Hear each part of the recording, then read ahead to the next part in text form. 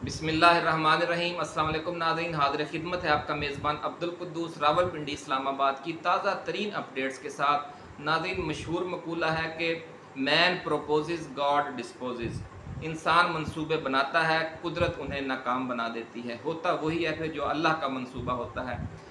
इस वक्त सूरत हाल ये है कि जो पूरा हमारा सिस्टम है, सियासत, पहले मरले पर सियासत को हाईजेक किया गया, अब दूसरे मरले पर जो मईशत है, जो मुआशी एक ढांचा है, माफियाज हैं, अंडरवर्ल्ड है, कार्टल है, उन सब को भी उसी अंदाज में गिरफ्त में लिया जा रहा है और एक ख़ास सियासी ग्रुप की बैत करवाई जा रही है।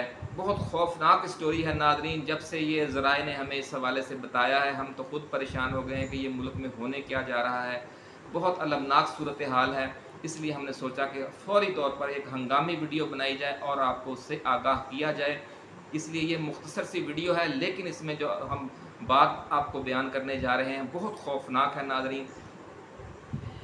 सियासी रहनुमाओं का और इलेक्टेबल्स का जो हांका लगा था, उन्हें गिरफ्तार किया जाता था और फिर कहा जाता था कि एक प्रेस कॉन्फ्रेंस करें और तमाम केसेस ख़त्म, मज़े से घर जाएं, पीडीएम की रुकन जमातों में शामिल हो जाएं, या जो नई कायम होने वाली जमातें हैं, इस्तेहकाम पाकिस्तान पार्टी और तहरीक इंसाफ पार्लियामेंटेरियन, उनमें से किसी को ज्वाइन कर लें तो तमाम केसेस ख़त्म, ऐश करें। बिल्कुल यही ड्रामा अब एक और खाते में भी शुरू हो गया है। वो क्या खाता है? इस वारदात, इस ग्रेट गेम का अब पार्ट 2 शुरू हो गया है नाजरीन। और पूरे मुल्क का जो माफियाज हैं, अंडरवर्ल्ड है, कार्टल्स हैं, सरमायादार हैं, ज़ख़ीरा अंदोज़ हैं, स्मगलर्स हैं, उनके ख़िलाफ़ जो ऑपरेशन शुरू हो गया है। आप कहेंगे कि आप हर काम में हम कीड़े ढूंढ लेते हैं जो अच्छा काम कर रहे हैं। हम भी बड़े खुश रहे कई दिन कि जनाब बड़ा अच्छा काम हो रहा है, लेकिन ये जो अच्छा काम हो रहा है इसके समरात आपको कहीं नज़र आए?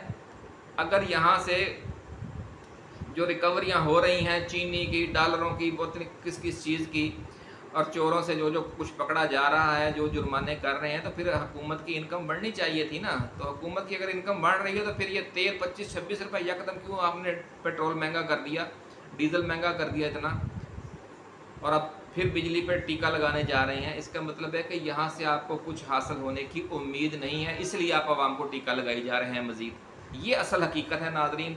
ये असल खेल क्या है, आज हम आपके साथ बड़ा इंकशाफ, धमाका खेज इंकशाफ करने जा रहे हैं नाज़रीन।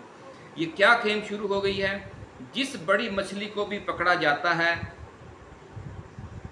इसके कान में ये बड़े तरीके से बात डाल दी जाती है कि लंदन में बड़े मियाँ साहब से रब्ता करें और उन्हें कहें कि वो इसहाक डार के ज़िम्मे लगाएं और वो टेलीफोन करें, आपका काम हो जाएगा।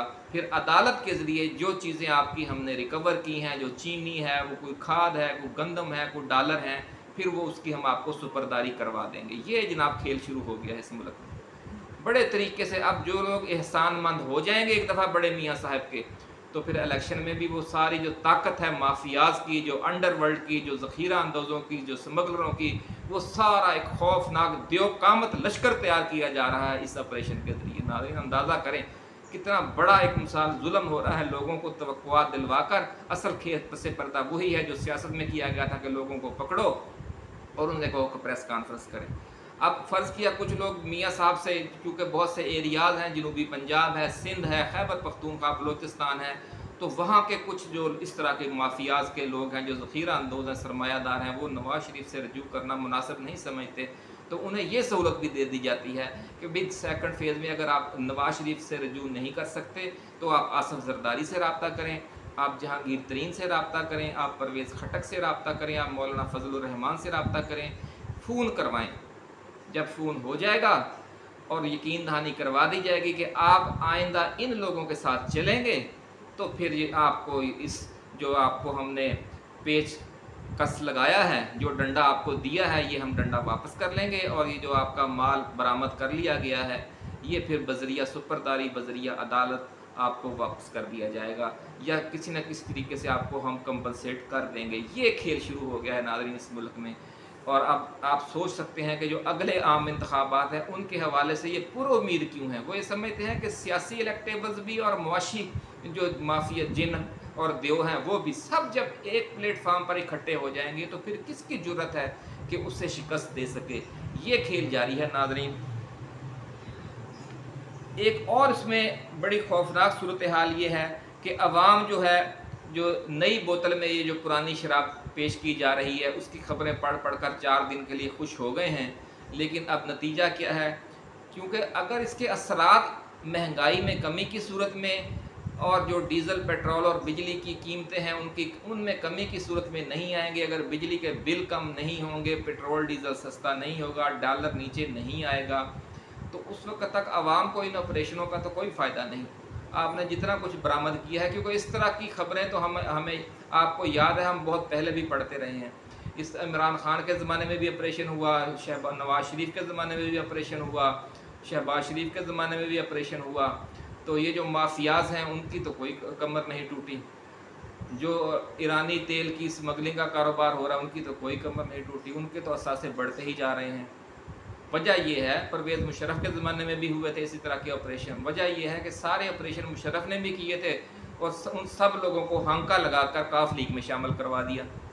इसी तरह का जो ये हांका अब दोबारा लगा हुआ है, पहले सियासी लोगों को और इलेक्टेबल्स को हांका लगाया गया, अब ये जो अंडर वर्ल्ड है, माफियाज हैं, कार्टल्स हैं, अब उनका ये हांका लगा हुआ है। नाजरीन, डॉलर न सस्ता हुआ, लूट मार जारी रहेगी और ये होगा कि तमाम माफियाज, कार्टल्स PDM जमातों की छतरी तले जमा हो जाएंगे और खौफनाक हद तक ताकतवर लश्कर बन जाएगा और फरवरी 2024 में जो आम इंतखाबात करवाए जाएंगे उसे पूरी आसानी के साथ हाईजैक करने की ताकत रखता होगा ये जो खौफनाक लश्कर तैयार किया जा रहा है। हर तरह के जंगी साजो सामान से वो लैस होगा, माशी हवाले से भी गुंडा अनासर भी उनके साथ होंगे, माफियाज भी उनके साथ होंगे, कार्टल भी उनके साथ होंगे, सरमायादार, ज़ख़ीरा अंदोज हर और सियासी इलेक्टेबल सब एक ही जगह पर जमा कर दिए जाएंगे।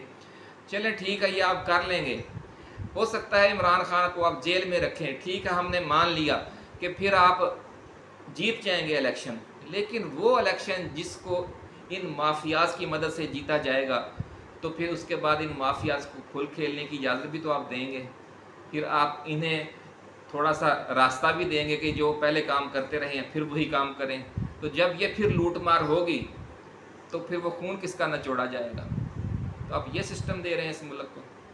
नाज़रीन, जब तमाम माफियाज और कार्टल्स और अंडरवर्ल्ड अगले 5 साल, पूरे 5 साल के लिए हुकूमत की छतरी जब उन्हें मिल जाएगी तो मुल्क में ज़ख़ीरा अंदोज़ी, स्मगलिंग, लूट मार का लेवल कितना हो जाएगा ये सोचें। ये जो खेल खेल रहे हैं ना हमारे हुक्मरान, इसका नतीजा आप सोचें क्या निकलेगा। ये मज़ीद लूट मार शुरू हो जाएगी अगले 5 साल जब इन जालिमों की हुकूमत होगी। यानी एक तरफ तो इलेक्टेबल्स होंगे और सियासी जमातें होंगी और वो करप्ट लोग होंगे जिन्होंने पहले मुल्क को लूटा है, और फिर उनका गठजोड़ किनके साथ करवाया जा रहा है, इन माफियाज के साथ, इन कार्टल्स के साथ। फिर मज़ीद लूट मार होगी। एक तरफ बिजली महंगी होगी, डीजल पेट्रोल महंगा होगा, तो फिर आटा चीनी, ये जो खाने पीने की चीज़ें, हर चीज़ की कीमत फिर कई गुना होगी, क्योंकि ज़ख़ीरा अंदोज़ी तो हो चुकी। ज़ख़ीरा अंदोज़ों को तो फिर आप अपना इत्तेहादी बना रहे हैं इस तरीके से, जिस तरह मुशर्रफ ने किया था, जिस तरह साबका हुकूमतें करती रही हैं, आप फिर वही काम कर रहे हैं। नाज़रीन, अल्लाह ताला हमारी हालत पर रहम फरमाए। ये जो जब से ये ख़बर मैंने सुनी है, यकीन करें दिल जो है वो दहल गया है कि अब इस मुल्क में क्या होने जा रहा है। आप भी दुआ करें, हम भी दुआ करते हैं कि अगर हुक्मरानों के तौर तरीके वही पुराने रहे, लूट मार करने की वही पूरी आज़ादी इन माफियाज को फिर मिल गई, क्योंकि जिन्हें आप इत्तेहादी बना रहे हैं उन्हें कुछ रियायत तो आप देंगे, तो फिर क्या होगा। ये क्या आप ड्रामा कर रहे हैं। पहले उन्हीं लोगों को आप इजाज़त दे देते हैं कि वो लूट मार करें, साल 6 महीने 2 साल 3 साल, फिर आप ऑपरेशन शुरू कर देते हैं, फिर उनको पकड़ लेते हैं, फिर उनसे वसूलियाँ करते हैं। लेकिन उन वसूलियों का आवाम को तो कोई फ़ायदा नहीं होता। आपने कई दफ़ा पहले भी वसूलियाँ की हुई हैं, लेकिन कोई महंगाई को असर नहीं पड़ा।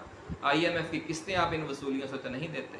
इन बिजली चोरों से वसूल करके तो आप IMF की किस्तें देने पर तैयार नहीं हैं। इन जालमों को तो आप नहीं पकड़ते, सिर्फ आपका तमाम तर इन्हसार आवाम का खून नचोड़ने पर है। जब तमाम स्मगलर, ज़ख़ीरा अंदोज़, चोर, लुटेरे दोबारा आपकी बैत कर लें तो नए सिरे से लूट मार, लूट मार, लूट मार, ये जनाब हमारा कारोबार है, ये हमारी सियासत है। जुदा हो दीन सियासत से तो रह जाती है चंगेज़ी। इकबाल ने इसीलिए कहा था, कोई दीन ईमान नहीं है इन लोगों का, सिर्फ चंगेज़ी ही चंगेज़ी है, लूट मार, खौफनाक सूरत हाल है। अल्लाह ताला हम पर रहम फरमाए, इसका कोई तोड़ निकले, अवाम में कुछ बेदारी आए और इन ड्रामों को वो मुस्तरद करें और आम इंतखाबात के दौरान भले ये लुटेरे, ज़ख़ीरा अंदोज़, चोर जिस तरह भी इकट्ठे हो जाएँ, माफियाज, अवाम अपना फ़ैसला ख़ुद करें तो शायद कोई अल्लाह ताला, जब कहते हैं ना कि आप ख़ुद भी कुछ कोशिश करें, खुदाए ज़िंदा जिंदों का खुदा है। इकबाल का बड़ा मशहूर शेर है कि